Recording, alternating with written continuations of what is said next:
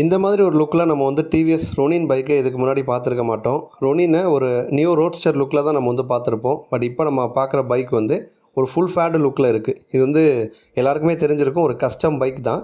நம்ம டிவிஎஸ்ஸே பார்த்தீங்கன்னா அந்த பைக் வந்து கஸ்டம் பண்ணி ஆட்டோ எக்ஸ்போவில் வந்து ஷோ பண்ணியிருந்தாங்க. டயரோட சைஸுமே வந்து பெருசு.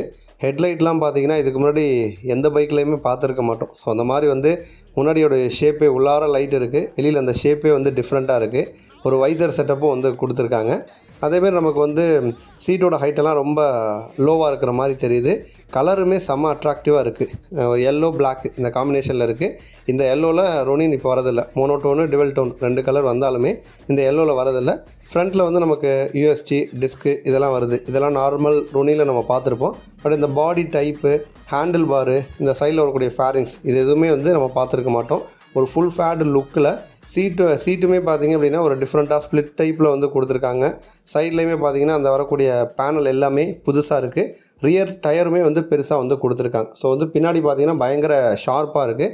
டிவிஎஸ்ஸே பார்த்திங்கன்னா கஸ்டமைஸ் பண்ணி இந்த ரொனின் பைக் வந்து ஷோ பண்ணியிருக்காங்க. ஸோ இந்த கலரில் எல்லோ கலரில் ரொனின் வந்தால் எப்படி இருக்கும், அதேமாதிரி இந்த கஸ்டம் பைக் உங்களுக்கு பிடிச்சிருக்கா அப்படிங்கிறத மறக்காமல் கமெண்ட் பண்ணுங்கள்.